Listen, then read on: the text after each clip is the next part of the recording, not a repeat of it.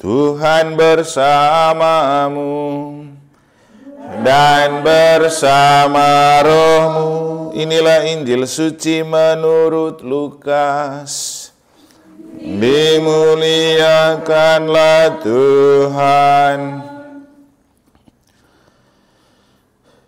Banyak orang datang berbondong-bondong dari kota-kota sekitar kepada Yesus. Maka Yesus berkata dalam suatu perumpamaan, adalah seorang penabur keluar menaburkan benih.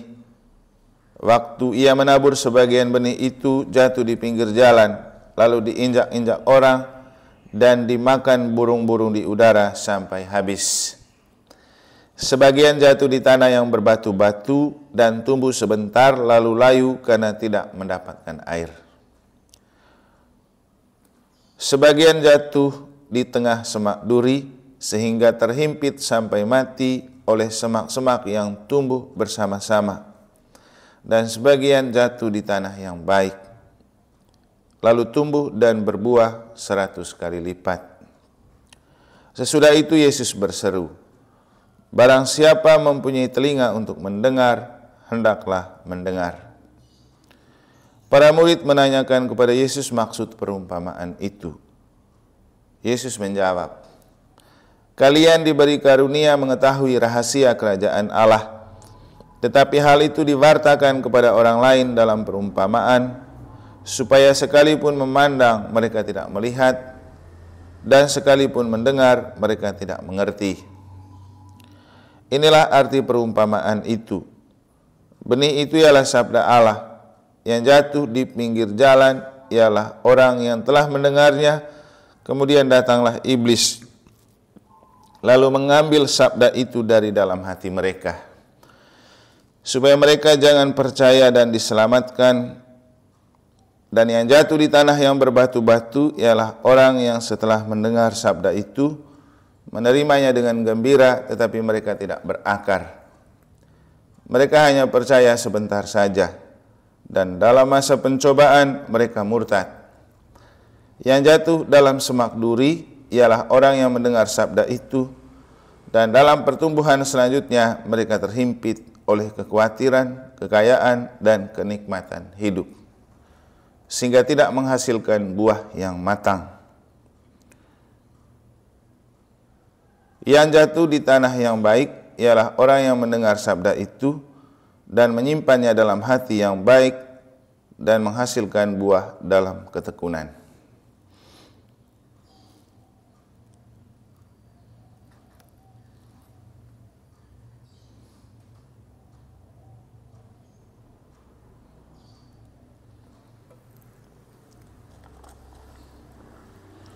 Demikianlah sabda Tuhan. Terpujilah Kristus. Barang siapa mempunyai telinga untuk mendengar, hendaklah mendengar. Para suster dan saudara-saudari yang saya kasih dalam Tuhan, ketika Yesus menyampaikan ucapan itu, yang pasti orang yang datang mendengar dia punya telinga semua. Tapi kenapa kemudian Yesus mengatakan barang siapa mempunyai telinga untuk mendengar, hendaklah ia mendengar. Itu karena Yesus tahu dan juga kita semua tahu bahwa orang-orang yang punya telinga belum tentu serius mendengar. Saya beberapa kali hadir dalam pertemuan-pertemuan atau obrolan dengan umat. Kadang-kadang kita pening untuk mendengar karena semua orang berlomba-lomba berbicara, tapi lupa siapa yang mendengar. Kadang-kadang satu baru mulai omong, yang lain sudah menyambar. Kalau seperti itu terus, kira-kira siapa yang mendengar? Mungkin kalau konteksnya obrolan, ya sudahlah. Tapi juga bahkan setiap kali kita coba bertanya ulang tentang bacaan apa yang kamu dengar dari hari Minggu kemarin, jangan dulu tanya khotbahnya, tanya dulu bacaannya. Cepat sekali lupa. Nah, inilah kenapa kemudian Yesus mengatakan kepada mereka yang punya telinga, barang siapa yang punya telinga untuk mendengar, hendaklah ia mendengar. Karena orang memang punya telinga, tapi tidak semua orang memakai untuk mendengar. Mungkin saja dia mendengar, tetapi dia tidak menyimak.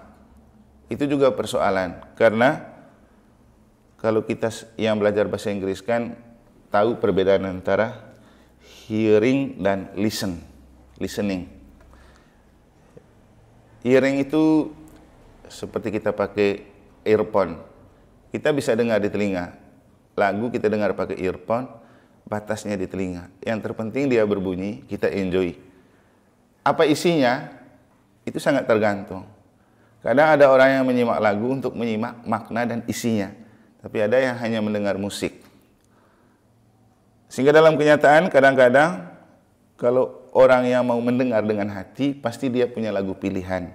Lagu yang sangat berkesan. Dan kalau dia mendengar itu pasti dia melibatkan seluruh jiwa, yang kemudian membuat dia terharu, atau kadang-kadang menangis, atau kadang-kadang bahagia, karena tergantung lagu yang dipilih. Nah, inilah perbedaan mendengar dengan telinga dan mendengar dengan hati, hearing dan listening. Kalau hearing itu dengarnya cukup sebatas telinga, tapi tidak masuk ke hati. Tapi kalau listening itu mendengar sampai ke hati. Dan memang untuk sabda Allah sangat diharapkan kita mendengar dengan hati. Kemudian kan beberapa saat lalu, Paus mengajak seluruh umat Katolik melalui Hari Komunikasi Sosial Sedunia untuk mari mendengar dengan telinga hati. Para saudara dan Bapak Ibu Saudara-saudari, idealnya setiap sabda Allah itu didengar dengan telinga hati supaya betul masuk di hati, sehingga yang diharapkan jatuh di tanah yang baik itu artinya jatuh di hati yang baik. Tapi juga kita tidak bisa menampik kenyataan bahwa kita hidup di era milenial yang orang tidak menyiapkan hati untuk sabda Tuhan. Jangankan sabda Tuhan, nasihat-nasihat pun kadang-kadang orang tidak hargai dan orang tidak mau dengar. Tentu ini sebuah tantangan untuk kita yang dipanggil dan diutus untuk mewartakan sabda Allah, memberikan nasihat dan ajakan. Dulu saya kalau khotbah itu lumayan lama. Pikirnya orang serius mendengar dan pikirnya itu berguna untuk mereka. Karena kita tidak ada waktu untuk katekesi. Memang waktu kita berkhotbah, kita lihat seperti mereka semua memperhatikan dan menyimak. Tapi ternyata tidak masuk ke hati. Maka kemudian akhir-akhir ini kenapa saya lebih persingkat? Karena rasanya mubasir. Kita boleh omong banyak-banyak, orang tidak terima, orang tidak menyimak, apalagi memakai untuk hidup, kan rugi. Tapi tentu tantangan seperti ini juga selain sebagai sebuah tantangan, bisa juga menjadi sebuah hal yang memacu kita untuk jangan pernah berhenti untuk mewartakan sabda. Mungkin ada yang membaca hasil resume atau rangkuman retret Unio yang beberapa saat lalu kita lakukan, yang saya sudah sharekan entah dalam bentuk tulisan atau video di YouTube, yang Romo Deni katakan, tidak ada kata-kata yang sia-sia dari apa yang kita ungkapkan. Karena pasti juga ada hati yang baik yang menerima. Juga hal yang sama juga sudah diungkapkan oleh Santo Paulus ketika dia mengatakan, baik atau tidak baik waktunya, wartakanlah sabda Allah. Tugas kita terus mewartakan. Entahlah itu diterima baik atau tidak oleh orang, itu urusan Tuhan. Kita hanya menaburkan. Pasti juga ada yang baik yang menerima, ada yang punya hati seperti benih yang ditaburkan di pinggir jalan, ada yang di antara batu, ada yang di tengah semak duri. Dan kalau kita nyimak arti dari perumpamaan tadi, ini zaman di mana hati itu jadi semak duri, terhimpit oleh banyak kekhawatiran, kekayaan, dan kenikmatan hidup. Apalagi hidup di zaman milenial. Sehingga kalau kita cek juga di medsos, khotbah itu jarang orang mau baca atau mau dengar. Tapi bukan tidak ada. Kalau saya prinsipnya, kalau satu yang mendengar di antara 1000 subscriber itu sudah cukup.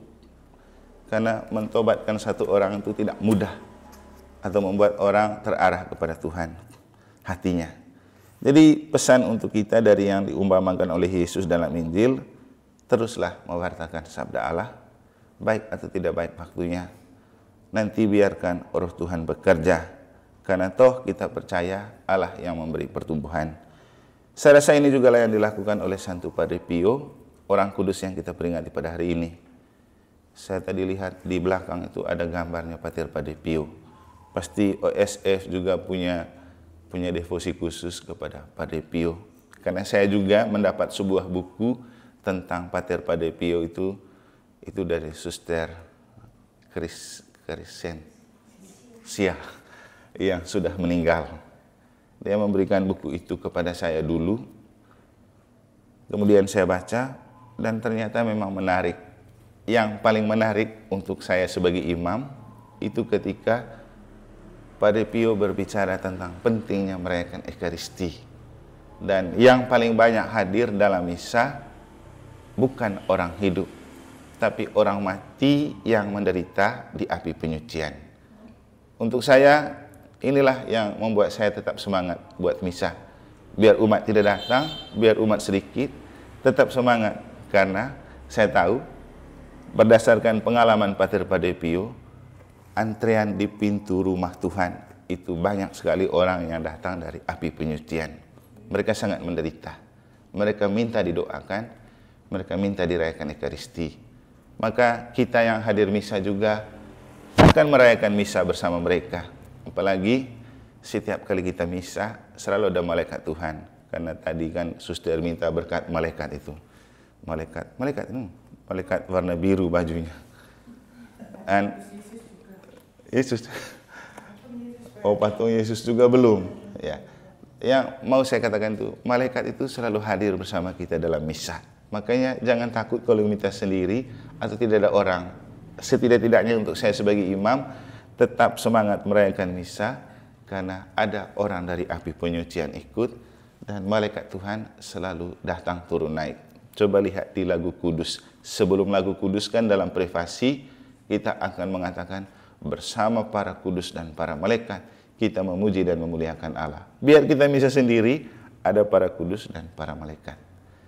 Semoga Tuhan tetap memberikan semangat kepada kita untuk di zaman seperti ini kita tetap diberikan kekuatan, kita diberikan semangat untuk mewartakan Injil, kabar baik keselamatan kepada dunia. Akhirnya para suster dan Bapak Ibu saudara-saudari, karena bacaan ini saya kemudian tadi di jalan merasa bangga karena kemarin itu sebelum misa tiba-tiba saya di-chat oleh mahasiswa dari UNUT, mahasiswa Katolik. Mereka bilang, bukan minta sih, mereka langsung beri surat dan mengharapkan hari ini saya memberikan mereka kuliah tentang sejarah Katolik dan hierarki jam 9:30 untuk hampir 300 mahasiswa Katolik katanya. Kan mepet ini, mau misa sore. Akhirnya saya juga tidak menolak karena prinsip saya setiap kesempatan adalah rahmat dan masih baik mereka minta untuk diajarin agama. Maka habis misa tadi malam saya siapkan dan kemudian saya sempat share di grup paroki, siapa tahu berguna untuk umat di paroki. Tapi kemudian saya berpikir kalau berbicara tentang profesionalitas pasti saya bertanya dulu, saya dikasih insentif berapa? Karena tidak mudah itu menyiapkan bahan. Tapi untuk saya seperti yang saya khotbahkan kemarin, uang itu cuma fasilitas. Sebentar dia ada di tangan kita, sebentar tidak ada lagi. Tapi yang terbesar kekayaan adalah bisa berbagi dengan sesama yang membuat mereka selalu mengenang tentang perbuatan baik kita. Inilah salah satu pengalaman yang mungkin tampak kebetulan, tapi bagi saya kemudian memaknai pesan Injil pada hari ini. Taburkan saja. Maka saya berprinsip, ajarkan saja. Entah itu nanti diterima atau tidak oleh mereka, tapi di antara hampir 300 mahasiswa, pasti mereka akan mengenang bahwa ada yang namanya Romo Eman, pernah mengajarkan kita agama tentang sejarah gereja Katolik dan hierarkinya. Semoga Tuhan memberkati kita.